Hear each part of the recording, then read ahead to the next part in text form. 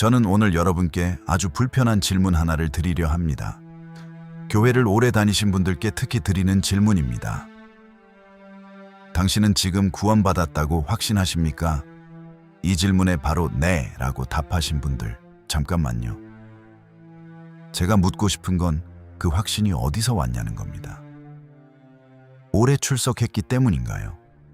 세례를 받았기 때문인가요? 헌금을 꾸준히 했기 때문인가요? 아니면 정말로 내 영이 하나님을 대면한 어떤 사건이 있었기 때문인가요? 저는 오늘 한국교회를 비판하러 나온 게 아닙니다. 사실 이건 자기 비판이기도 합니다. 저 역시 이 공동체 안에 있는 한 사람이니까요. 그런데 우리가 지금 서로 괜찮다고 위로만 하는 건 환자에게 진통제만 주는 것과 다를 바 없습니다. 오늘은 조금 아프더라도 제대로 된 진단을 해보고 싶습니다. 먼저 통계를 좀 보겠습니다. 통계청의 인구총조사 결과를 보면 한국 개신교 인구는 2005년 약 861만 명에서 2015년 약 968만 명으로 잠깐 늘어난 것처럼 보입니다. 그런데 실상을 들여다보면 전혀 다른 그림이 나옵니다. 주요 교단들의 내부 통계를 보면 교인 수 감소는 2010년대 중반부터 가속화되고 있고 특히 20대에서 30대의 이탈 속도가 심각합니다. 한국갤럽의 조사에 따르면 2004년에 종교 없음이라고 답한 비율이 47%였는데 2021년엔 60%까지 올라갔습니다. 그 중에서도 젊은 층의 탈종교화는 거의 수직 상승 곡선입니다. 그런데 저는 숫자보다 더 무서운 걸 이야기하고 싶습니다. 바로 빈자리가 보이지 않는다는 겁니다. 어떻게 그게 가능할까요? 이걸 저는 수혈 효과라고 부릅니다. 지방 소도시와 농촌 교회에서 신앙의 기초를 배우고 자란 아이들이 대학 진학, 취업을 위해 수도권으로 올라오면서 도시 대형 교회로 흡수됩니다. 지방 교회가 20년 동안 공들여 키운 신앙 자산이 도시 교회의 출석률 통계에 잡히는 거죠. 결과적으로 지방 교회는 고령화되고 주일학교 소리가 끊깁니다. 도시 대형 교회는 겉보기에 건재합니다. 그런데 이 구조가 언제까지 지속될 수 있을까요? 지방 교회들이 하나 둘 문을 닫기 시작하면 그 다음은 어디입니까? 수혈은 치료가 아닙니다. 우리 몸이 스스로 피를 만들어내지 못하는 한 언젠간 수혈도 더 이상 의미가 없어집니다. 자, 그렇다면 양적 감소가 문제의 본질일까요? 저는 그렇게 생각하지 않습니다. 양적 감소는 증상입니다. 진짜 병은 따로 있습니다. 한번 냉정하게 물어볼게요. 현대 한국 교회는 사람들에게 무엇을 제공하고 있는가? 세련된 예배 음악, 감동적인 스토리가 가득한 설교, 공동체적 소속감, 자녀 교육 네트워크, 어떤 경우엔 비즈니스 인맥까지. 이것들이 나쁜 것은 아닙니다. 그런데 이것들이 교회의 핵심 가치가 되어버렸을 때 우리는 심각한 문제에 부딪힙니다. 왜냐하면 이 모든 것들은 교회가 아닌 곳에서도 얼마든지 얻을 수 있기 때문입니다. 유튜브에는 훨씬 재미있는 간견이 넘칩니다. 커뮤니티 앱은 훨씬 편하게 소속감을 줍니다. 자녀 교육 정보는 맘카페가 더 실용적입니다. 그러면 교회가 경쟁 우위를 잃는 순간 사람들은 떠납니다. 실제로 떠나고 있고요. 이걸 신학적 언어로 표현하면 우리는 혼 소울의 종교와 영 스피리트의 신앙을 혼동하고 있다는 겁니다. 혼의 영역은 지식, 감정, 의지입니다. 성경 지식을 쌓고 설교에 감동받고 의지를 다해 봉사하는 것. 이것 자체가 문제는 아닙니다. 그런데 이게 신앙의 전부가 됐을 때 우리는 종교 생활을 하고 있는 것이지 거듭난 성도로 살고 있는 게 아닙니다. 예수님은 요한복음 3장에서 아주 분명하게 말씀하셨습니다. 니고데모는 당대 최고의 종교 지식인이었습니다. 그런데 예수님은 그에게 네가 이스라엘의 선생으로서 이것을 알지 못하느냐고 되물으시면서 물과 성령으로 거듭나지 않으면 하나님 나라를 볼 수 없다고 하셨습니다. 지식이 많아도 종교 활동을 열심히 해도 그것이 거듭남의 증거가 될 수 없다는 겁니다. 사도행전 8장에서 사마리아 성 사람들은 빌립의 전도를 듣고 믿었고 세례를 받았습니다. 그런데 예루살렘 교회는 베드로와 요한을 따로 파송합니다. 왜냐고요? 성령 받음이 아직 없었기 때문입니다. 1세기 교회는 믿음의 고백과 성령 세례를 구분하고 있었습니다. 에베소서 1장 13절은 말합니다. 그 안에서 너희도 진리의 말씀, 곧 너희의 구원의 복음을 듣고 그 안에서 또한 믿어 약속의 성령으로 인치심을 받았으니. 인치심. 이건 소유권의 표시입니다. 하나님이 이 사람은 내 것이라고 확인해 주시는 사건이에요. 그러면 지금 우리에게 이 사건이 있었습니까? 아니면 우리는 그냥 교회 다니는 사람이 된 것입니까? 이 지점에서 가장 핵심적인 질문에 도달합니다. 우리는 왜 이렇게 됐을까요? 저는 그 중심에 회개의 실종이 있다고 봅니다.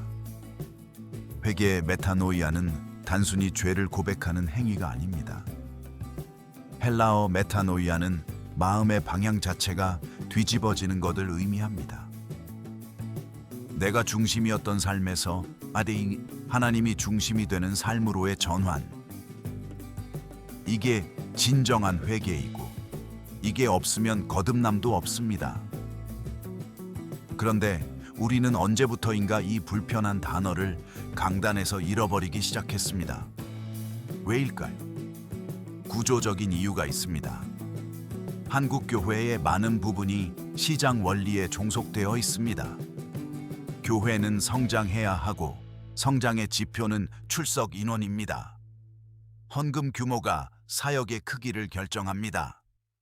이 구조 안에서 설교자는 소비자인 성도의 기호를 외면하기 어렵습니다. 죄를 직면하게 만드는 설교는 불편합니다. 불편한 성도는 떠납니다.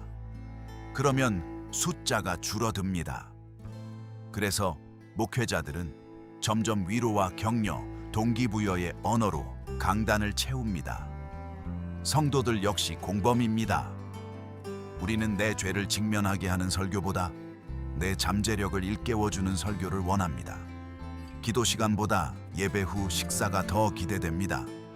좁은 길이 아니라 넓은 길을 원합니다. 결과적으로 교회는 점점 자기 긍정의 공동체가 되어갑니다. 신학자 폴 워셔의 표현을 빌리자면 우리는 복음을 팔고 있는 게 아니라 소비자가 원하는 종교 서비스를 팔고 있는 것입니다. 이건 한국만의 문제가 아닙니다. 서구 교회가 먼저 겪었고 지금도 겪고 있습니다. D.A. 카슨을 비롯한 많은 신학자들이 경고해온 모럴리스틱 테라퓨틱 데이즘, 즉 도덕을 가르치고 감정을 치유해주는 신을 믿는 종교. 이게 현대 교회의 실제 신학입니다. 성경의 하나님은 다릅니다.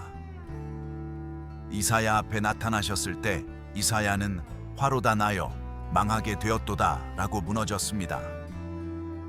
베드로가 예수님 앞에서 한 첫 마디는 나를 떠나소서 나는 죄인이로소이다 였습니다.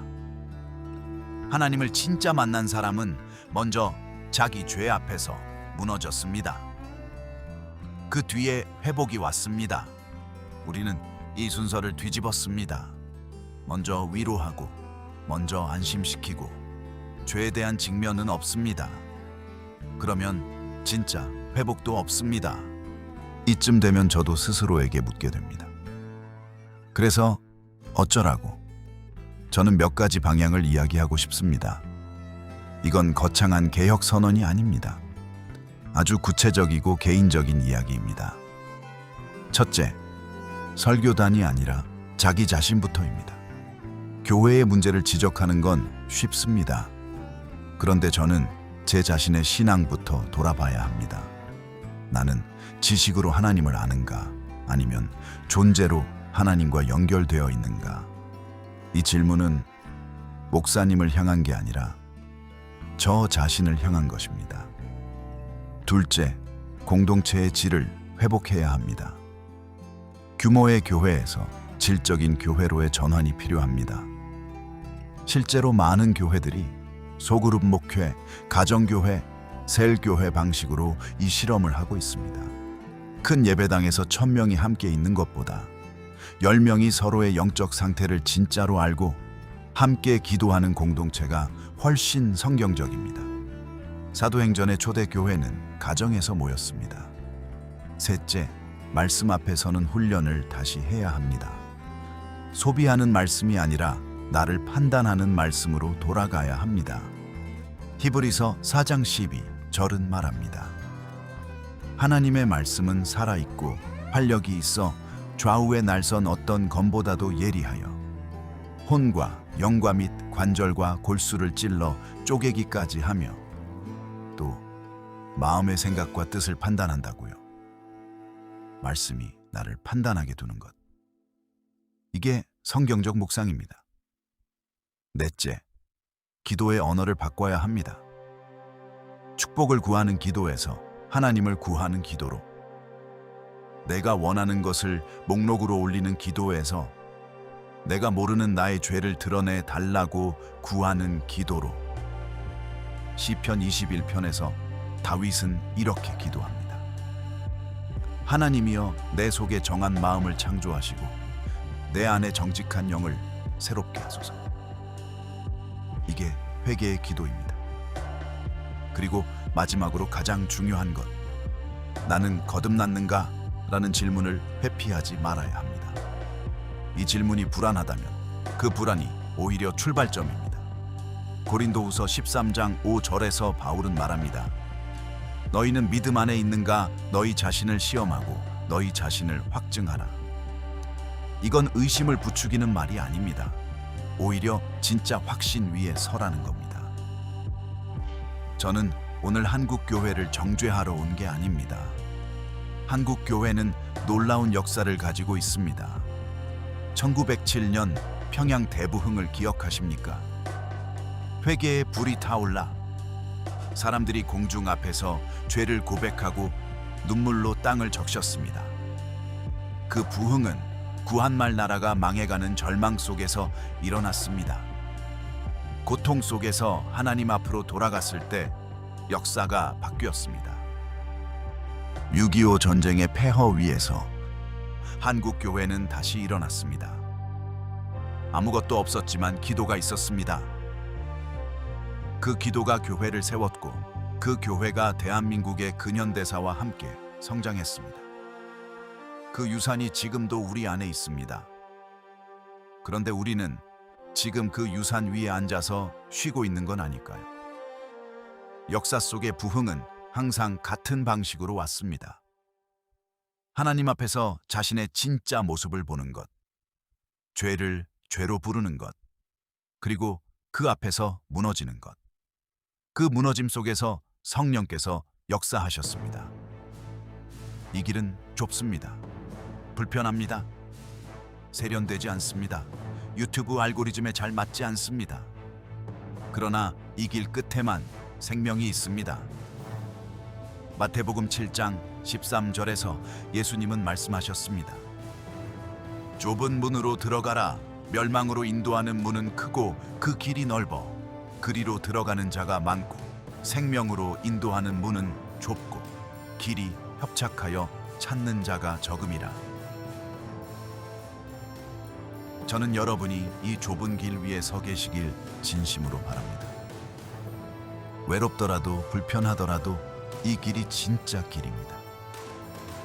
한국 교회는 다시 살 수 있습니다. 그러나 그 시작은 숫자가 아닙니다. 프로그램이 아닙니다. 건물이 아닙니다. 나 한 사람, 여러분 한 사람이 나는 정말 거듭났는가? 라는 질문 앞에 정직하게 서는 것. 그것이 시작입니다. 오늘 이야기가 많이 무거우셨을 것 같습니다. 사실 저도 이 원고를 쓰면서 여러 번 멈췄습니다. 이게 맞는 말인가? 내가 먼저 이 말을 살고 있는가? 하는 생각이 들었습니다. 저는 여러분과 함께 이 길을 걷고 싶습니다. 답을 다 가진 사람으로서가 아니라 같은 질문 앞에서 함께 씨름하는 사람으로서. 오늘 이야기 가운데 가장 마음에 걸리는 부분이 있으시다면 그게 어쩌면 성령께서 여러분의 마음 문을 두드리시는 것일 수 있습니다. 그 두드림에 귀를 기울여 보시길 바랍니다.